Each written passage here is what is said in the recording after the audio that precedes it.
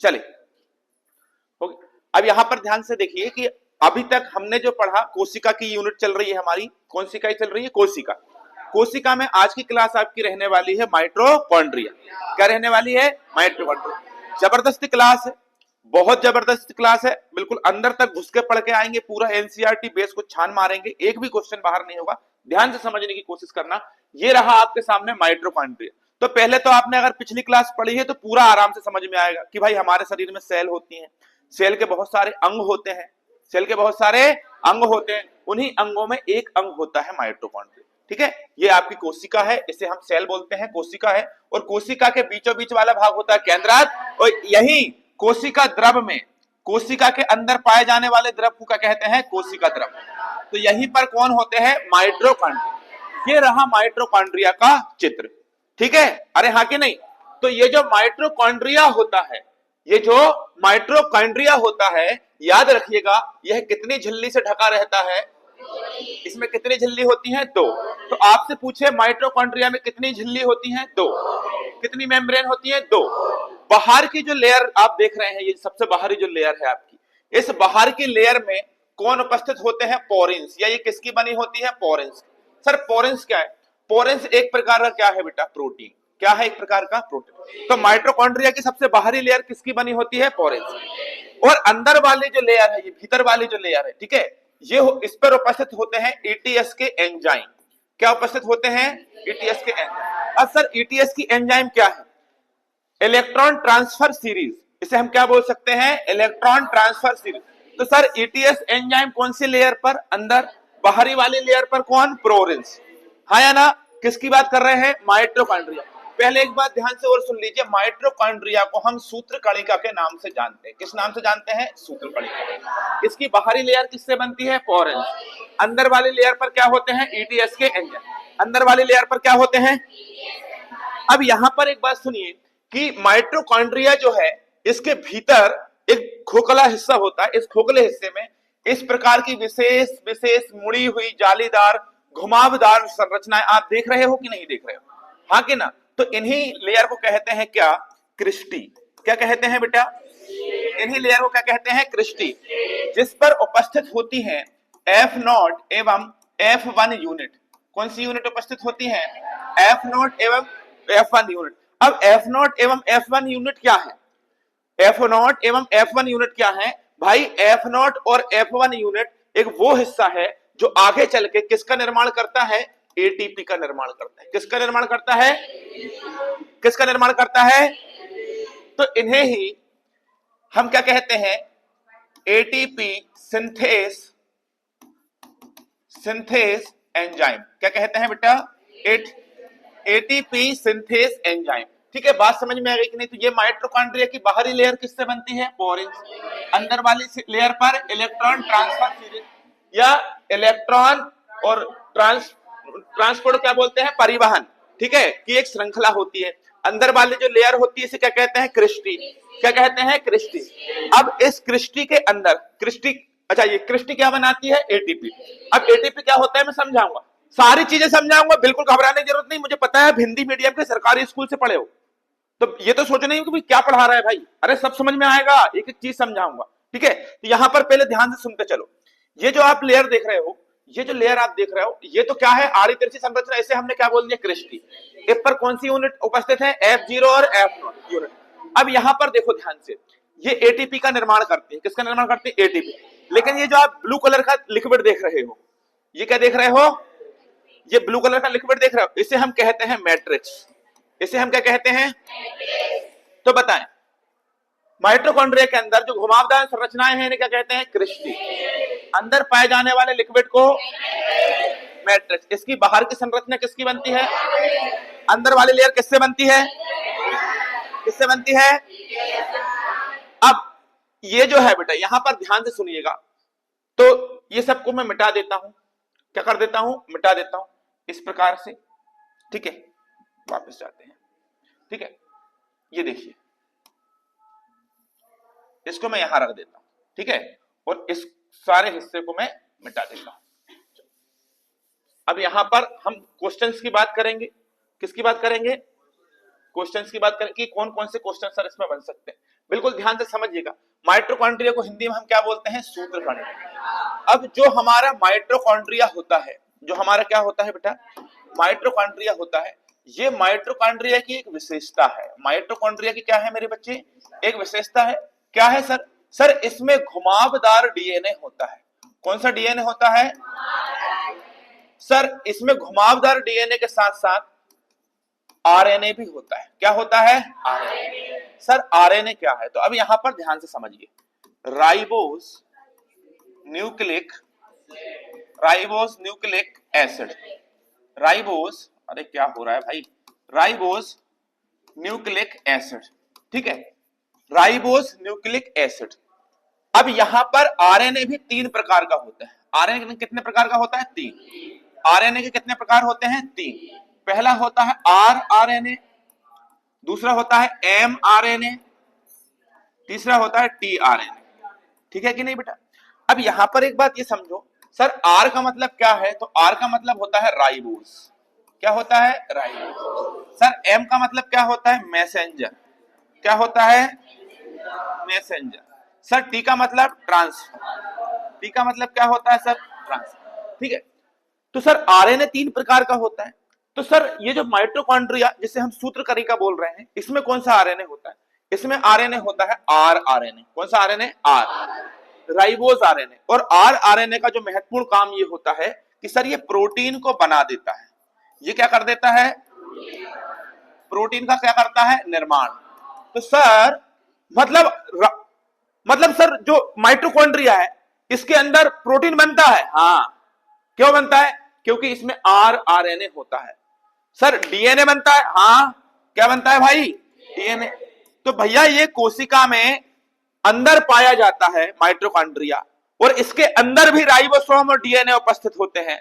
तो क्या हम कह सकते हैं कि कोशिका के अंदर कोशिका, वो बोलते हैं ना कटोरे के अंदर कटोरा, बेटा बाप से गोरा, तो कोशिका के अंदर कोशिका किसे कहते हैं?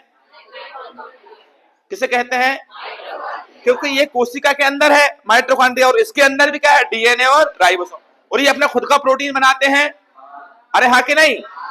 इसीलिए हम इसे कहेंगे अर्ध स्वायत्त कोशिका। क्या कहेंगे? अच्छा, अब आंसर दीजिए, सर माइटोकॉन्ड्रिया के सबसे बाहरी हिस्सा किससे बना होता है? किससे बना होता है? माइटोकॉन्ड्रिया के अंदर वाली लेयर किससे बनी होती है? इनको बोलो यहां ध्यान दीजिए, बंद करो उसको। अब यहां पर हम बात करें कि भैया ये माइटोकॉन्ड्रिया जो होता है इसके अंदर कौन सा लिक्विड पाया जाता है? मैट्रिक्स। अच्छा, ये घुमावदार संरचना है, इन्हें क्या कहेंगे? घुमावदार संरचना है, इसे क्या कहेंगे? क्या कहेंगे? क्या माइटोकॉन्ड्रिया को कोशिका के अंदर कोशिका कह सकते हैं? क्या माइटोकॉन्ड्रिया का नाम सूत्रकर्णिका है? अरे हाँ कि नहीं? अब एक बात और सुनिए, सर इसमें राइबोसोम होता है? हाँ होता है। राइबोसोम होता है? होता है ना सर, ये लिखा तो है। अब सर जो राइबोसोम है, सर जो राइबोसोम है, राइबोसोम इसके अंदर पाया जाता है, ठीक है। लेकिन सर एक बात और बताएं, राइबोसोम तो इसके अंदर होता है, डीएनए इसके अंदर होता है खुद का। भाई राइबोसोम है, सीधी सी बात है, आरएनए तो है ना? तो राइबोसोम के भी 2 प्रकार होते हैं सर, एक 70S और एक होता है 80S। सर ये 70S और 80S ये राइबोसोम है। इसके 2 प्रकार होते हैं राइबोसोम के, वो मैं 2 मिनट बाद आपको समझाऊंगा, अभी राइबोसोम ही पढ़ेंगे। तो सर जो 70S राइबोसोम होता है ये पाया जाता है माइटोकॉन्ड्रिया में, कि 80S राइबोसोम पाया जाता है? तो आप क्या बोलेंगे? सर इसमें जो डीएनए होता है ये किस प्रकार का होता है? अभी बताया ना मैंने, घुमावदार, या हम क्या कहेंगे? Circular DNA. कौन सा डीएनए होता है? घुमावदार डीएनए या सर्कुलर डीएनए इसके अंदर होता है। क्या ये अर्ध स्वायत्त कोशिकांग है? हाँ। क्या ये स्वयं का काम खुद ही कर लेता है? क्या ये कोशिका के अंदर कोशिका है? अरे हाँ कि नहीं? सर लेकिन एक बात बताइए, आप एक बात बताइए कि अगर आपसे पूछा जाए कि इसकी संख्या कोशिका में कितनी है, यह किस बात से निर्धारित होता है? एनसीईआरटी का क्वेश्चन है ये, कि माइटोकॉन्ड्रिया की संख्या कितनी हो सकती है एक कोशिका में, हम कैसे पता लगाएंगे? तो हम पता लगाएंगे कि सर उस कोशिका की कार्य की कितनी है, मतलब वो सेल कितना काम कर रही है। अगर वो सेल जितना काम करेगी उतना ही उसके अंदर माइटोकॉन्ड्रिया बनेगा, जितना कम काम करेगी उतना ही कम उसके अंदर माइटोकॉन्ड्रिया बनेगा। समझ गए कि नहीं? तो माइटोकॉन्ड्रिया जो होता है एक कोशिका के अंदर कितनी संख्या में पाया जा सकता है, इस बात का अंदाजा हम केवल एक चीज से लगा सकते हैं कि उसमें कोशिकाओं की संख्या, सॉरी, उसमें जो कोशिका है वो कितना काम कर रही है। अरे हाँ या ना? इसे हम क्या बोलेंगे बेटा? माइटोकॉन्ड्रिया। अब यहां पर एक बात सुनिए, ये तो हो गई इतनी बात। सर माइटोकॉन्ड्रिया जो आप पढ़ा रहे हो हमें, इसके बारे में बताया किसने था? तो माइटोकॉन्ड्रिया की खोज की थी किसने? अल्टमैन। माइटोकॉन्ड्रिया की खोज किसने की थी? अल्टमैन। सर इसका नाम किसने दिया? तो बेंडा। नाम किसने दिया? बेंडा। ये दो वैज्ञानिक तो आप पढ़ लिए, ये दो वैज्ञानिक तो आप पढ़ लिए, लेकिन सर जो माइटोकॉन्ड्रिया है इसके विषय में बहुत सारे वैज्ञानिक भी हमने पढ़ रखे हैं कि सर एक हम बात करेंगे माइटोकॉन्ड्रिया के बारे में। तो अल्टमैन ने इसे नाम दिया था बायोप्लास्ट। क्या नाम दिया था? अल्टमैन ने क्या नाम दिया था? लेकिन सर बेंडा ने इसे जो नाम दिया वो नाम क्या दिया? माइटोकॉन्ड्रिया। क्या नाम दिया? माइटोकॉन्ड्रिया की खोज किसने की थी? अल्टमैन। लेकिन माइटोकॉन्ड्रिया की खोज अल्टमैन ने की थी, नाम क्या दिया था? बायोप्लास्ट। लेकिन माइटोकॉन्ड्रिया को माइटोकॉन्ड्रिया नाम किसने दिया? बेंडा। किसने दिया? अब यहां पर एक चीज और समझो, यहां पर एक वैज्ञानिक आएगा जिसका नाम रहेगा फ्लेमिंग। तो फ्लेमिंग ने क्या नाम दिया? फिला। क्या नाम दिया? अच्छा, इसके बाद एक और वैज्ञानिक आएगा कोलिकर। क्या नाम आएगा इसका? कोलिकर। कोलिकर ने क्या? कोलिकर। कोलिकर। कोलिकर ने क्या नाम दिया इसको? कोलिकर ने नाम दिया सेक्रोसोम। क्या नाम दिया? सेक्रोसोम। सर फ्लेमिंग ने क्या नाम दिया? फिला। कोलिकर ने क्या नाम दिया? सेक्रोसोम। अल्टमैन ने क्या नाम दिया? बायोप्लास्ट। बेंडा ने क्या नाम दिया? माइटोकॉन्ड्रिया। माइटोकॉन्ड्रिया क्या बोलते हैं? सूत्रकणिका। माइटोकॉन्ड्रिया में कौन सा डीएनए होता है? घुमावदार। और राइबोसोम होता है कि नहीं? हाँ। राइबोसोम में कितने प्रकार? दो, एक 70S और 80S। इसमें कौन सा पाया जाता है? 70S। इसमें डीएनए होता है खुद का? हाँ। डीएनए कौन सा होता है? Circular DNA. अब आपसे डीएनए का फुल फॉर्म पूछे तो बताना deoxyribose nucleic acid. Deoxyribose nucleic acid. लेकिन आपसे आरएनए का पूछे तो क्या बताना? राइबोस। आरएनए का पूछे तो क्या बताना? सर इसे हम कोशिका का ऊर्जा ग्रह कहते हैं। इसे हम कोशिका का कौन सा ग्रह कहते हैं? पावर हाउस ऑफ सेल या पावर हाउस। कोशिका का पावर हाउस किसे कहते हैं? माइटोकॉन्ड्रिया। किसे कहते हैं भाई? माइटोकॉन्ड्रिया। छोटा काहे नहीं हो रहा है? हो गया? चल इसको यहां रख दें, ऐसे दिख रहा है कि नहीं भाई? मजा आ रहा है ना? नहीं आ रहा? यार देखो कंटेंट बनाया है तुम्हारे लिए, तुम समझ गए कि नहीं? चलो यहां पर देखिए, माइटोकॉन्ड्रिया क्या कहते हैं? कोशिका का ऊर्जा ग्रह। अब यहां पर देखिए, यह कोशिका का प्रथम उद्धित कोशिकांग है। प्रथम उद्धित कोशिकांग है जिसे हम कहते हैं, कह सकते हैं कि फर्स्ट कंपोनेंट ऑफ सेल। मतलब ऐसा क्यों कह रहे हैं? ऐसा इसलिए कह रहे हैं कि भाई ये जो कोशिका है, माइटोकॉन्ड्रिया जो है, ये माइटोकॉन्ड्रिया जिस कोशिका के अंदर रहता है वहीं पर अपना पूरा काम करना चालू कर देता है, और ये पूरा काम खुद से कर देता है। इसको बाहर से कुछ काम करने की आवश्यकता या किसी से काम कराने की आवश्यकता नहीं, ये 70% अपना काम खुद ही कर लेता है। तो हम कह सकते हैं कि पहला उद्धित कोशिकांग कौन है मेरे भाई? माइटोकॉन्ड्रिया। पहला उद्धित कोशिकांग कौन है? माइटोकॉन्ड्रिया। पावर हाउस कौन है? माइटोकॉन्ड्रिया। माइटोकॉन्ड्रिया खोज किसने किया था? अल्टमैन। नाम किसने दिया था? अल्टमैन ने क्या नाम दिया? बायोप्लास्ट। इसके अंदर डीएनए होता है, आरएनए होता है, राइबोसोम होता है। राइबोसोम किस प्रकार का होता है? किस प्रकार का? अब मैंने आपको कल प्रोकैरियोटिक और यूकैरियोटिक कोशिकाएं पढ़ाई थी, तो यहां पर देखेंगे जो प्रोकैरियोटिक सेल होती हैं उनके अंदर ये अनुपस्थित होता है। उनके अंदर क्या होता है? ये कौन? ठीक है। लेकिन यूकैरियोटिक जो सेल पढ़ेंगे आप, कौन सी सेल पढ़ेंगे मेरे भाई? Eukaryotic cell. कौन सी सेल? इनके अंदर क्या पाया जाता है? माइटोकॉन्ड्रिया। लेकिन एक बात सुनिए, ये यूकैरियोटिक में भी आरबीसी के अंदर नहीं पाया जाता। अब आरबीसी को हम क्या बोलते हैं सर? आरबीसी को हम बोलते हैं रेड ब्लड सेल्स। इनके अंदर राइबोसोम नहीं पाया जाता, इनके अंदर माइटोकॉन्ड्रिया। सर आरबीसी जिसे हम रेड ब्लड सेल्स कहते हैं, इनका जीवन काल 20 से 120 दिन के बीच में होता है, ठीक है। लेकिन इनके अंदर अगर माइटोकॉन्ड्रिया नहीं रहेगा तो पावर कैसे जनरेट होगी?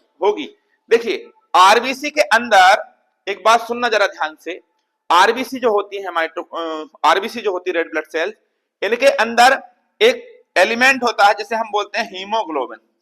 क्या बोलते हैं? हीमोग्लोबिन। हीमोग्लोबिन का वेटेज इतना ज्यादा होता है आरबीसी में, अगर आरबीसी के अंदर आप माइटोकॉन्ड्रिया को रखोगे तो आरबीसी में इतनी जगह बचेगी ही नहीं कि हीमोग्लोबिन रखा जाए, तो फिर आरबीसी से हीमोग्लोबिन को हटाना पड़ेगा। और रेड ब्लड सेल्स का मुख्य काम ही हीमोग्लोबिन का स्टोर करना है, क्योंकि हीमोग्लोबिन नहीं रहेगा तो आपकी बॉडी में ऑक्सीजन का सप्लाई रुक जाएगा, जिससे आपकी डेथ हो सकती है। तो हीमोग्लोबिन का मुख्य काम आरबीसी के अंदर रहना है, और हीमोग्लोबिन केवल आरबीसी के अंदर मिलेगा। और हीमोग्लोबिन के अंदर ही हीम प्लस ग्लोबिन, आयरन और प्रोटीन मिलते हैं, जो आपकी ऑक्सीजन से मिलकर पूरे शरीर में ऑक्सीजन और कार्बन डाइऑक्साइड का परिवहन करते हैं। तो इस हीमोग्लोबिन का वेटेज ज्यादा होता है, जिसके कारण माइटोकॉन्ड्रिया या न्यूक्लियस जैसी चीजें हम कह सकते हैं इसके अंदर नहीं पाई जाती। किसके अंदर? आरबीसी के अंदर। बात समझ में आ रही है कि नहीं आ रही है? अब एक बात सुनिए, कोशिका जो है, कोशिका, इसका सबसे बड़ा जो भाग होता है हमारे शरीर का, जो कोशिका है, इस कोशिका का जो सबसे बड़ा भाग होता है, इस कोशिका के सबसे बड़े भाग को हम कहते हैं केंद्रक। और केंद्रक जो होता है, इसके बाद सबसे बड़ा अगर कोई अंग होगा तो वो कौन रहेगा? माइटोकॉन्ड्रिया। तो हम ये भी कह सकते हैं कि मेरे भाई कोशिका का दूसरा सबसे बड़ा अंग कौन है? पहला सबसे बड़ा अंग कौन है? पहला सबसे बड़ा अंग। दूसरा सबसे बड़ा अंग कौन रहेगा? अब सर इसे हम पावर हाउस कह रहे हैं। कारण क्या है पावर हाउस कहने का? क्योंकि ये हमारी कोशिका को ऊर्जा प्रदान करता है। अब कैसे करता है सुनिए, हमारे शरीर में ग्लूकोज होता है जिसका फार्मूला पढ़ा चुका हूं, C6H12O6। और C6H12O6 के साथ जब ऑक्सीजन मिलती है, मतलब ग्लूकोज के साथ जब ऑक्सीजन मिलती है, तो क्या बनता है सर? यहां पर बनता है कार्बन डाइऑक्साइड, प्लस बनता है H2O, प्लस बनता है ATP। क्या बनता है? ATP। अब सर और छोटा कर दीजिए इसको, ठीक है? दिख रहा है? चलो दिख रहा है तो बहुत अच्छी बात है। सर ATP का फुल फॉर्म बताएं। Adenosine triphosphate. एडिनोसाइन ट्राइफॉस्फेट, हाँ या ना? ये किसका फुल फॉर्म है? ATP का। जब हमारे शरीर में ग्लूकोज के साथ ऑक्सीजन मिलती है तब ATP का निर्माण होता है। हमारे शरीर की जो ऊर्जा है इसे हम किसके रूप में जानते हैं? ATP के रूप में। किसके रूप में जानते हैं? ATP। हमारे शरीर की ऊर्जा को हम किस रूप में जानते हैं बेटा? ATP। ठीक है, ATP का फुल फॉर्म क्या होता है? Adenosine triphosphate. अब यहां पर एक बात और सुनिए सर, ग्लूकोज के एक अणु से कितने ATP का निर्माण होता है? तो आप क्या बोलेंगे? 38। कितने ATP का? 38। लेकिन 2 ATP, कितने ATP? 2 ATP ऊर्जा जो होती है, ये ऊर्जा श्वसन के दौरान जब प्रोसेस होती है, जब रिएक्शन होती है, तो उस रिएक्शन में खर्च हो जाती है। तो हमारे पास शुद्ध मात्रा कितनी बचती है? 36 ATP। तो ग्लूकोज के एक अणु से कितने ATP ऊर्जा? बोलिए। लेकिन 2 ATP ऊर्जा खर्च हो जाती है, तो हम कह सकते हैं कि ग्लूकोज के एक अणु से हमें कितने ATP एनर्जी मिलती है? मुझे लग रहा है कि भैया आज की क्लास तो खतरनाक हो रही है ना। एक बार और रिवीजन करा दो, समझ में नहीं आ रहा? आ रहा है तो फिर और चले, और मेरे लिए तो बहुत अच्छा है। अब सर एक बात बताएं, एक बात यहां पर बताएं, एक वैज्ञानिक था जिसका नाम था मैप्स। इस वैज्ञानिक ने पेड़ पौधों के अंदर, किसके अंदर बेटा, पेड़ पौधों के अंदर किसकी खोज की थी? माइटोकॉन्ड्रिया। किसकी खोज की थी? माइटोकॉन्ड्रिया। लेकिन सर एक और वैज्ञानिक था जिसका नाम था कोलिकर। क्या नाम था? इसने कीड़े मकोड़ों के अंदर, किसके अंदर? कीड़े मकोड़ों के अंदर किसकी खोज की थी? माइटोकॉन्ड्रिया। पेड़ पौधों की जड़ों में माइटोकॉन्ड्रिया को किसने खोजा? पेड़ पौधों की जड़ों के अंदर माइटोकॉन्ड्रिया किसने खोजा? कीड़े मकोड़ों के अंदर, कीड़े मकोड़ों के अंदर। अच्छा, हमारे लीवर से, किससे?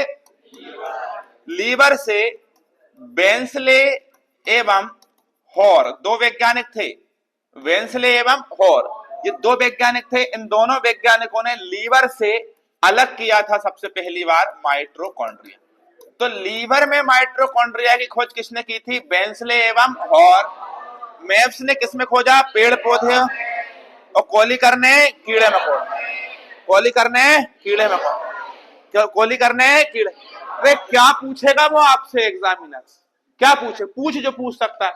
हम इतना भयंकर पढ़ेंगे ना कि तेरी दम ही नहीं। अगर हमारा सिलेक्शन नहीं हुआ तो फिर किसी का हो नहीं सकता। समझ गए? अब बहुत खतरनाक पढ़ेंगे बेटा। तो मैप्स ने किसमें खोजा? पेड़ पौधा।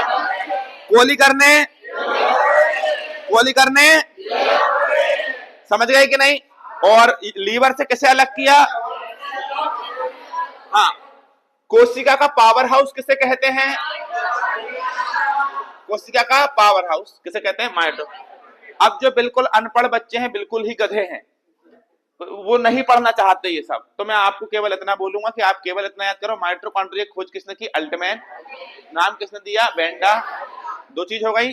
पावर हाउस किसे कहते हैं? माइटोकॉन्ड्रिया। माइटोकॉन्ड्रिया की बाहर की दीवार कहलाती क्रिस्टी। क्रिस्टी। अरे जो घुमावदार संरचना है क्या कहलाती? क्रिस्टी। और इनके अंदर का लिक्विड होता है मैट्रिक्स। चार चीजें याद कर लो जो सब पढ़ाते हैं, चार चीजें। और अगर आपको चाहते हो कि भाई टॉप करें डिस्ट्रिक्ट में या स्टेट लेवल पर आपका नाम आए, पढ़ लो अच्छे से, क्या ही दिक्कत है। ठीक है, चल। तो ये क्या पढ़ा भाई हमने? अब हम क्या पढ़ेंगे? गोल्जी का। तो बेटा पहले गोल्जी का की आप इमेज देख लो ताकि आपको ज्यादा अच्छे से समझ में आ जाए, है ना।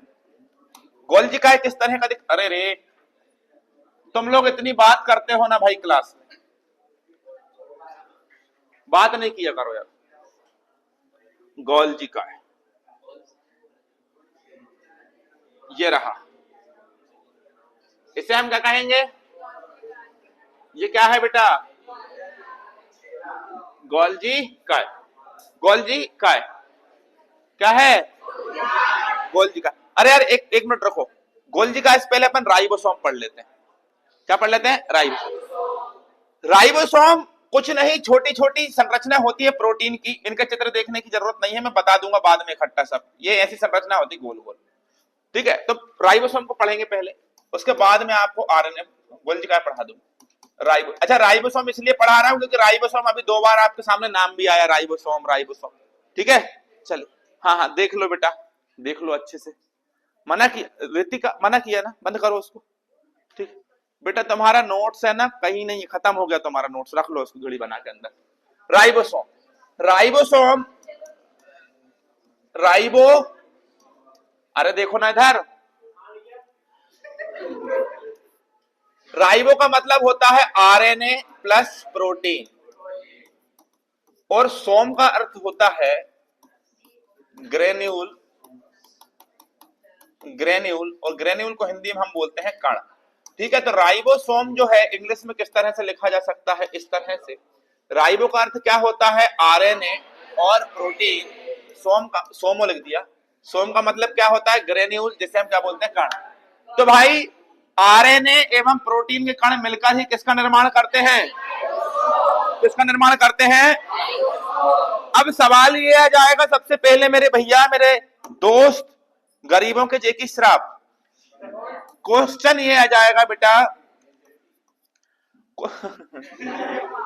क्वेश्चन ये आ जाएगा कि इसे खोज किसने किया? तो सर इसको पेलेड ने खोजा था, इसीलिए सर इसे पेलेड कण के नाम से भी जानते हैं। किस नाम से जानते हैं बेटा? तो बताएं पेलेट कण किसे कहते हैं? राइबोसोम किस किस से मिलकर बना है? किस किस से मिलकर बना है? हाँ, अब देखो मेरे बच्चे यहां पर ध्यान से समझना, राइबोसोम को एक और नाम से जाना जाता है प्रोटीन की factory.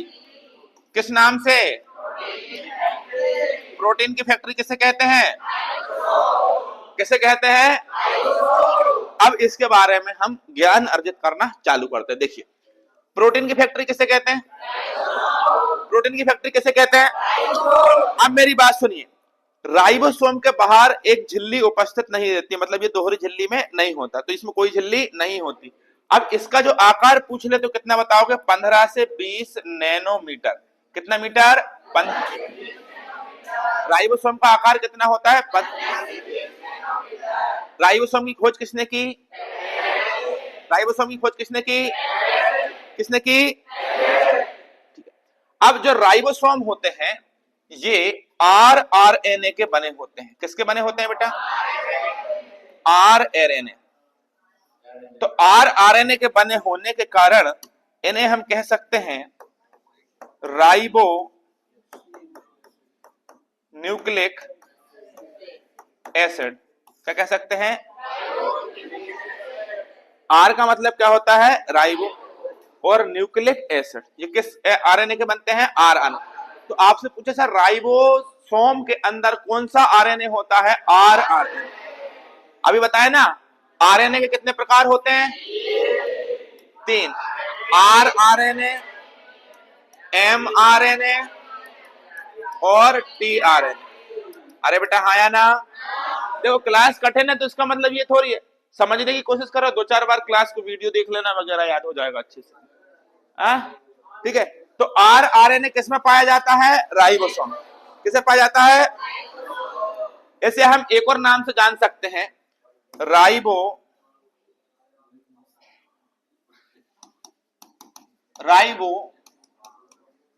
Nucleo protein. Ribo nucleo protein, ठीक है, किस नाम से जान सकते हैं? राइबो। तो आपसे पूछे राइबो न्यूक्लियो प्रोटीन को संक्षिप्त रूप में किस नाम से जान सकते हैं? इसका संक्षिप्त नाम क्या है? राइबोसोम। इसका संक्षिप्त नाम क्या है? पेलेट ने क्या की थी? खोज। प्रोटीन की फैक्ट्री, आकार कितना? नैनोमीटर। क्या बोलोगे? 15 से 20 नैनो। इसमें कौन सा आरएनए होता है? इसका फुल फॉर्म क्या है? इसे और किस नाम से जान सकते हैं? किस नाम से जान सकते हैं? अब यहां पर एक चीज को ध्यान से समझिए सर, जो आरएनए होगा, जो क्या होगा बेटा? आरएनए बोल रहा है, जो राइबोसोम होगा ये कितने प्रकार का होगा? तो कितने प्रकार का होगा? 2। एक 70S और एक 80S। कितने कितने एस? अब सर 70S किस में पाया जाता है? अभी पढ़ाया। एक किस में? माइटोकॉन्ड्रिया। एक किस में? माइटोकॉन्ड्रिया। एक किस में? Prokaryotic cells. कौन सी सेल्स में? सर एक और किस में? लवक के अंदर। किसके अंदर? तो क्या बोलेंगे मेरे भाई, कितनी चीजों के अंदर पाया जाएगा? माइटोकॉन्ड्रिया, प्रोकैरियोटिक सेल्स और लवक। प्रोकैरियोटिक जीव पढ़ाए थे मैंने आपको, आया ना? जितने भी जीवाणु हैं वो सब प्रोकैरियोटिक के अंदर आते हैं, ध्यान रखना। अगर मैंने एग्जांपल नहीं बताया हो तो यहां ध्यान रखना, जितने भी जीवाणु हैं वो सब कौन से बैक्टीरिया हैं? प्रोकैरियोटिक। और एक और आता है साइनोबैक्टीरिया। साइनोबैक्टीरिया जिसको हम हिंदी में बोलते हैं नील हरित शैवाल। क्या बोलते हैं? नील हरित शैवाल को कौन सा बैक्टीरिया कहते हैं? साइनोबैक्टीरिया। Very good. अब यहां देखिए 80S। अरे 80S किसके अंदर पाया जाएगा? यूकैरियोटिक कोशिका। किसके अंदर बेटा? के अंदर। कहां पर? या तो मैं आपसे बोलूं अंतःद्रव्य जालिका के ऊपर, अंतःद्रव्य जालिका के ऊपर, और या कहां पर पाया जाएगा? राइबोसोम के पास। किसके पास? ठीक है। या यहां राइबोसोम की जगह आप बहुत अच्छे से ये भी लिख सकते हैं कि जो कोशिका होती है, इस कोशिका के बीच वाले भाग में केंद्रक होता है और यहां पर एक द्रव होता है जिसे हम बोलते हैं कोशिका द्रव। क्या बोलते हैं? कोशिका द्रव। तो ये ज्यादा बेहतर रहेगा कोशिका द्रव में। ठीक है। तो 80S राइबोसोम केवल दो जगह पर पाया जाता है। एक कहां पर? यूकेरियोटिक कोशिका में। यूकेरियोटिक कोशिका में कहा? अंतःद्रवीय जालिका, अंतःद्रवीय जालिका। और दूसरा कहा? कोशिका द्रव। ठीक है। क्या बोल सकते हैं? अंतःद्रवीय जालिका। अब इसको समझिए ये क्या होती है अंतःद्रवीय जालिका। यहां पर लिख देता हूं इतने एरिया में। अंतःद्रवीय जालिका, एंडोप्लाज्मिक रेटिकुलम। एंडोप्लाज्मिक रेटिकुलम जो होती है दो प्रकार की होती है, एक स्मूथ और एक होती है रफ। ठीक है। स्मूथ जो होती है ये लिपिड की बनी होती है, और जो रफ होती है ये प्रोटीन की बनी होती है। ठीक है। चिकनी और खुरदुरी, ये वसा और ये प्रोटीन। तो जो खुरदुरी होती है ना, इसी के पास उपस्थित होता है क्या? आपका। और कौन सा राइबोसोम? 80S। कौन सा राइबोसोम? 80S। लेकिन यहां पर एक बात और सुनिए, इसके अलावा और कहां मिलेगा? इसके अलावा ये राइबोसोम हमें ये कोशिका द्रव के अंदर मिल जाएगा। ठीक है। तो राइबोसोम कितने प्रकार के होते हैं? दो, एक 70S और 80S। सर एस क्या है? सर एस का मतलब बताओ। एस का मतलब ये है, स्वेडबर्ग की एक इकाई है। स्वेडबर्ग कौन था? स्वेडबर्ग नाम का एक वैज्ञानिक था। क्या था बेटा? जिसने एस के बारे में बताया। किसके बारे में बताया? एस। ये है क्या? ये अवसादन की इकाई है। किसकी इकाई है? अवसादन का मतलब छोड़ो आप सारी चीजें। किसी कोशिका के अंदर जो राइबोसोम होंगे उनका आकार और उनकी मात्रा और उनकी मजबूती बताने का काम कौन करते हैं? एस। यस और नो? चल सर, तो ये एस जो होंगे ये कितने प्रकार के होंगे? अभी तो बताए बेटा कितने प्रकार के होंगे। अरे बोलते क्यों नहीं? एस जो होंगे वो कितने प्रकार के होंगे? दो। सर एक जो होता है 70S और एक होता है 80S। देखो इन दोनों के बारे में अगर हम बात करें, राइबोसोम कितने प्रकार का होता है बेटा? दो, एक 70S और एक 80S। ये 70S जो होगा ना, इसके बारे में ध्यान समझिए। ये 50S और 30S इसकी दो यूनिट होती है। सर 50 और 30 तो 80 हो गया, ये कैसे संभव है? तुम जोड़ घटाना नहीं करो, इसकी दो श्रृंखलाएं हैं जिन्हें कुल मिलाकर हम क्या बोलते हैं? 70S। और यहां पर इसकी दो यूनिट है जिसको हम बोलते हैं 60S और 40S। 40S, हाँ या ना? समझ गए कि नहीं? और एस का मतलब क्या है? स्वेडबर्ग। ये एक यूनिट है, इकाई है जो किसको दिखाता है? अवसादन।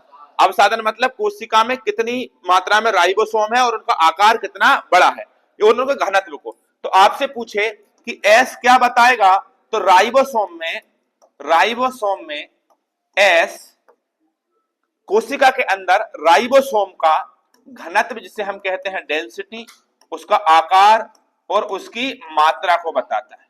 समझ गए? तो एस क्या होता है, ये बात समझ में आई कि नहीं आई?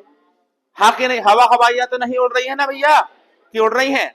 चलिए अब मजा आ रहा है, मुझे तो बहुत मजा आ रहा है। अब सुनिए यहां पर एक बहुत अच्छे से बात को, इसे हम सार्वत्रिक कोशिकांग कहते हैं। किसे? राइबोसोम। क्या कहते हैं? सार्वत्रिक कोशिकांग। तो हम क्या बोल सकते हैं कि भैया ये आपसे सीधा क्वेश्चन पूछे कि सार्वत्रिक कोशिकांग किसे कहा जाता है, तो आप बोलना राइबोसोम को। राइबोसोम। या आपसे पूछे कि universal component of cell, universal component of cell किसे कहते हैं, तो आप क्या बोलेंगे मेरे भाई? राइबोसोम। क्या बोलेंगे? राइबोसोम। बताएं राइबोसोम की खोज किसने किया था? पहले। हाँ या ना? प्रोटीन की फैक्ट्री किसे कहते हैं? पहले कण किसे कहते हैं? इसका आकार कितना होगा? यह आरएनए का बना होता है। आरएनए को हम राइबो न्यूक्लियो प्रोटीन कह सकते हैं। अच्छा इसके कितने भाग होते हैं? एक कौन सा? एक कौन सा? हाँ या ना? क्या ये आरबीसी में पाया जाएगा? तो नहीं, ये भी आरबीसी में नहीं। राइबोसोम आरबीसी के अंदर नहीं पाए जाते। और अभी मैंने माइटोकॉन्ड्रिया दिखाया तुमको, ये पाया जाएगा क्या? नहीं। तो राइबोसोम और माइटोकॉन्ड्रिया दोनों ही आरबीसी रेड ब्लड सेल्स के अंदर नहीं पाया जाता है। इसका कारण भी मैं आपको पढ़ा चुका हूं। क्या कारण होता है? क्योंकि हीमोग्लोबिन को ज्यादा मात्रा में जगह चाहिए। ठीक है। अच्छा, एक बात और सुनो सर, जब बहुत सारे राइबोसोम इस तरह से इकट्ठे हो जाएं, जब बहुत सारे राइबोसोम इस तरह से इकट्ठे हो जाएं, तो इन्हें क्या कहा जाता है? तो इन्हें कहा जाता है बेटा, इन्हें कहा जाता है पॉलीसोम। क्या कहा जाता है? या पॉलीराइबोसोम। क्या कहा जाता है? पॉलीसोम। क्या कहा जाता है? पॉलीसोम या पॉलीराइबोसोम। हेलो जी, बोलिए सर। जी जी जी जी सर, मैं अभी क्लास में था, थोड़ी देर से आ जाऊं, चलेगा? जी सर। सर लगभग 1 के आसपास। अच्छा अच्छा, तो बताइए ना सर।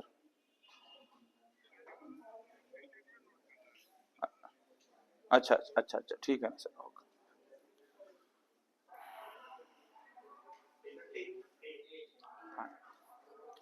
ठीक है, समझ में आ गया? नहीं आया? क्या?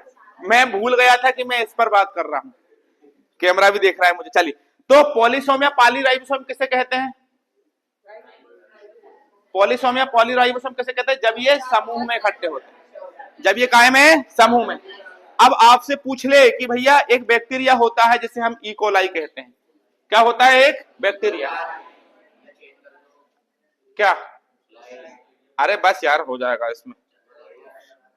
ठीक है, सुनो, एक बैक्टीरिया होता है। क्या होता है बेटा? एक बैक्टीरिया, जिसको हम क्या बोलते हैं? इकोलाई। क्या बोलते हैं? इकोलाई।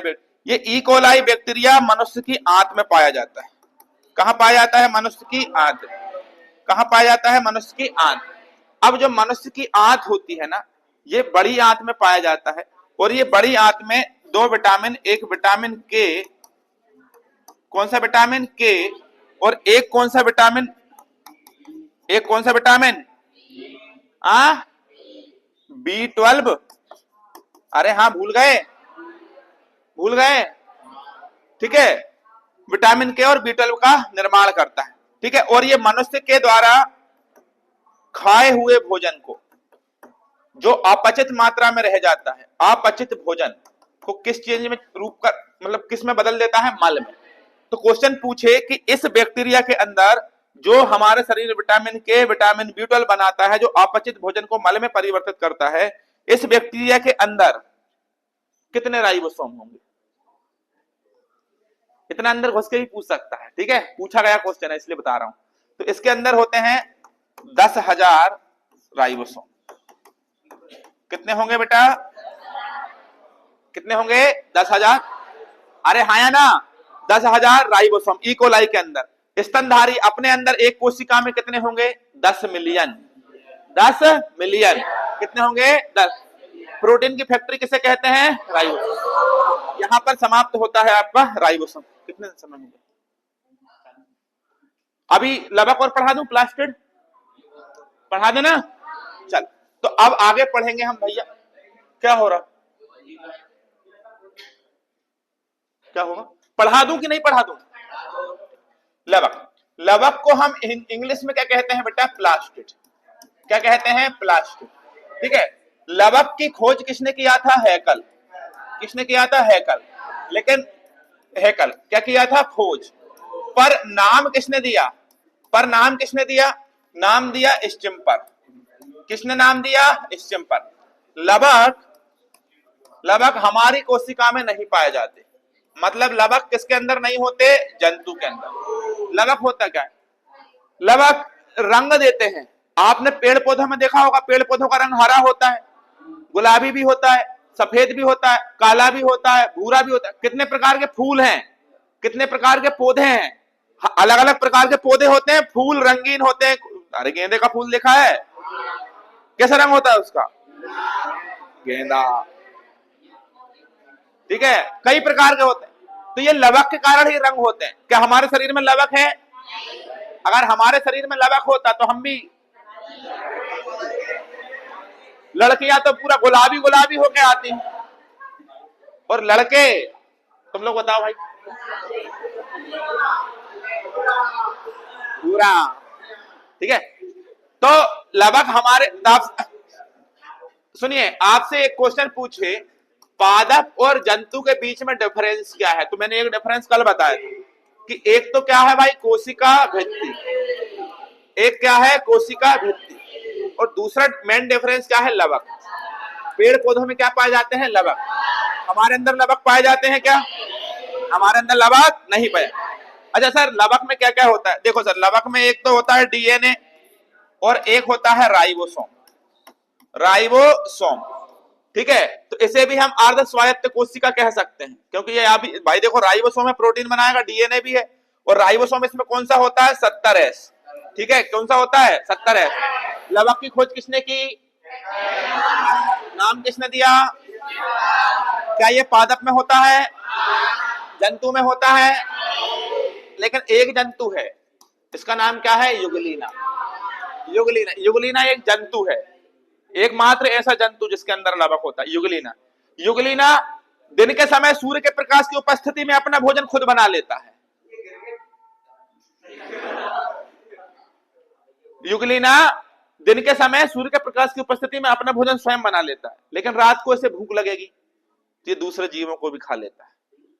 पेड़ पौधे अपना भोजन स्वयं बनाते हैं, क्योंकि उनके अंदर लवक है, प्लास्टिक है, प्रकाश संश्लेषण की क्रिया करते हैं, भोजन बना लेते हैं। लवक नहीं होंगे तो पेड़ पौधे अपना भोजन नहीं बना पाएंगे। लेकिन एक युगलीना ऐसा जंतु है जो अपना भोजन सूर्य के प्रकाश की उपस्थिति में धूप मिलेगी और उसको वो चार्ज हो जाएगा, लेकिन रात में भूख लग गई फिर ये दूसरे बैक्टीरिया को भी, ये दूसरे जीवों को भी खा जाएगा। अच्छा, तो ये अपना भोजन स्वयं, तो हम कह सकते हैं कि किसके अंदर, कौन से जंतु के अंदर क्लोरोफिल होता है? किस जंतु के अंदर होता है? अरे हाँ कि नहीं? अच्छा, लवक कितनी झिल्ली से ढके रहते हैं? तो आप क्या बोलोगे? 2। लवक में कितनी झिल्ली होती है? लवक में कितनी झिल्ली होती है? 2। हाँ कि नहीं? अब देखिए, अब हम लवक पढ़ना चालू करेंगे। लवक कितने प्रकार के होते हैं? लवक कितने प्रकार के होते हैं? 3 प्रकार। कितने प्रकार के? देखो बेटा, एक होता है आवरणी लवक। आवरणी लवक, जिसे हम ल्यूकोप्लास्ट बोलते हैं।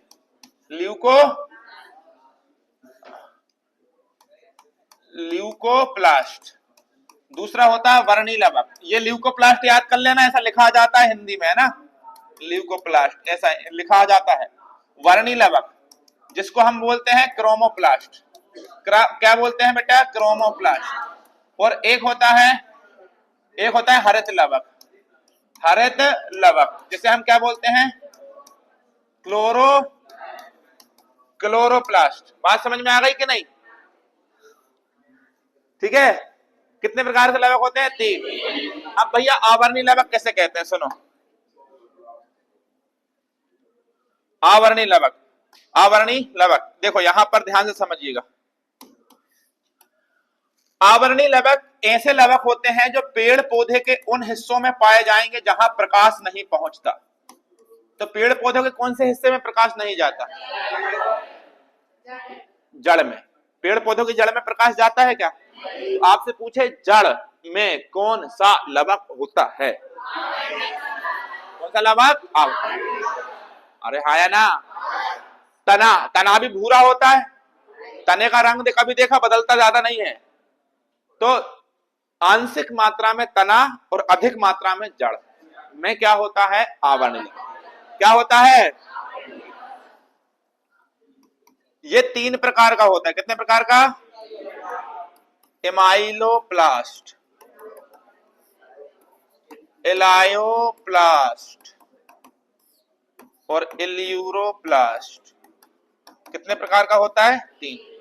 कौन कौन सा? एमाइलोप्लास्ट, इल्यूरोप्लास्ट और एलायोप्लास्ट और इल्यूरोप्लास्ट। ये काय का पाचन करेगा? कार्बोहाइड्रेट। ये किसका पाचन? एक बात और, कार्बोहाइड्रेट पौधों के अंदर ऐसे किस नाम से जानते हैं? स्टार्च, जिसे हम मंड भी कह सकते हैं। क्या कहते हैं? मंड। पौधे अपना भोजन जड़ों में स्टोर करके रखते हैं और इस जड़ में स्टोर हुए जड़ में स्टोर हुए इस भोजन को हम बोलते हैं स्टार्च या मंड। एलायोप्लास्ट, ये किसका? वसा, वसा या तेल। और ये किसे? प्रोटीन। ठीक है, तो बताएं प्रोटीन को कौन संक्षिप्त रखता है? वसा को?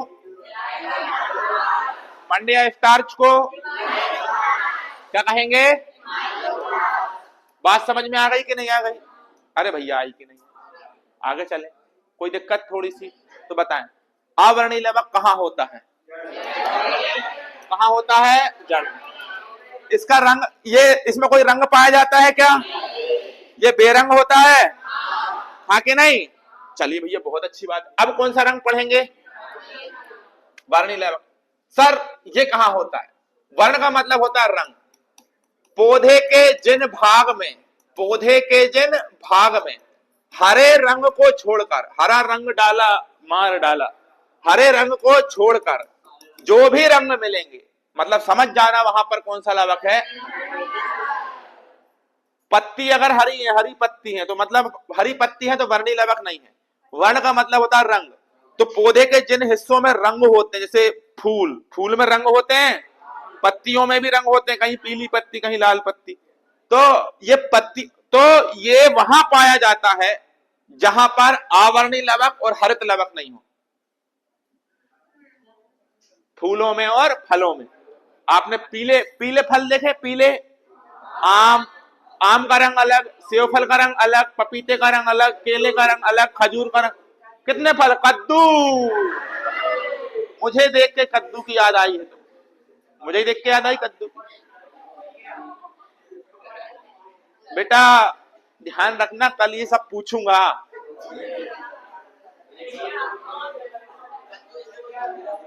कद्दू किसने बोला मुझे? मुझे कद्दू बोलने वाले तू पपीता। सुनो, ये समझ गए? अरे यार देखो, गाजर का नारंगी रंग क्यों होता है? गाजर में नारंगी रंग होता है किसके कारण? Carotene, carotene. टमाटर में लाल रंग होता है, आहा टमाटर बड़े बदमाश। टमाटर टमाटर में लाल रंग किसके कारण होता है? लाइकोपेन। अच्छा गाजर हो गया। और देखो आलू, आलू का हरा रंग होता है किसके कारण? Solanine, solanine. हल्दी का पीला रंग कुरकुमिन, कुरकुमिन। तो ये सब क्या है? ये सब क्या है? वर्णीय लवक है जिनके कारण इनका रंग परिवर्तन। और भी बहुत सारे होते हैं, पढ़ाएंगे आगे, सब बॉटनी पढ़ेंगे जब। अब ये क्या है मेरे भाई? आहा टमाटर बड़े मजेदार। कल तुम्हारे टमाटर देखते हैं हम, रुको जरा।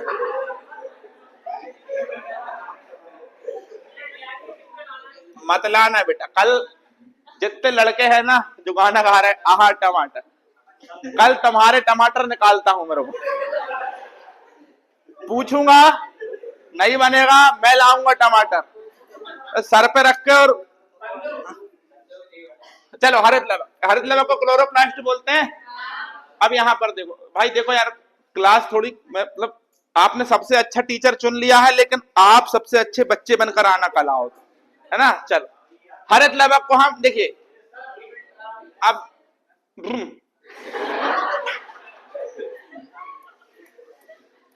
जितनी भी जगह में हरा रंग दिखेगा वहां पर सब कौन सा रंग होगा? देखो भाई एक बात सुनो, इसे हम क्लोरोप्लास्ट बोलते हैं। इसी के अंदर पाया जाता है क्लोरोफिल। क्या पाया जाता है? जिसे हम क्या बोलते हैं? पर्णहरित, पर्ण, पर्णहरित। ठीक है, हरे रंग के कारण से हरित। हरित क्लोरोफिल जो होता है ना बेटा, इसे हम कहते हैं कोशिका का, बहुत आईएमपी बता रहा हूं, कोशिका का रसोई घर। कोशिका का रसोई घर किसे कहते हैं? क्लोरोफिल। किसे कहते हैं? किसे कहते हैं? क्लोरोफिल, है ना। अब एक बात और सुन लीजिए मेरे भाई, यहां पर जो क्लोरोफिल के बारे में कुछ सवाल और बन सकते हैं। ये किसका बना होता है? मैग्नीशियम। किसका बना होता है? अगर पौधों को मैग्नीशियम की कमी होगी पौधे सूख जाएंगे, क्योंकि भोजन ही नहीं बनेगा, क्लोरोफिल ही नहीं बनेगा। इसी की उपस्थिति में सूर्य से प्रकाश लेकर पेड़ पौधे क्या करते हैं? प्रकाश संश्लेषण की क्रिया। कौन सी क्रिया? प्रकाश संश्लेषण की क्रिया। पेड़ पौधे प्रकाश संश्लेषण की क्रिया करते। यस और नो?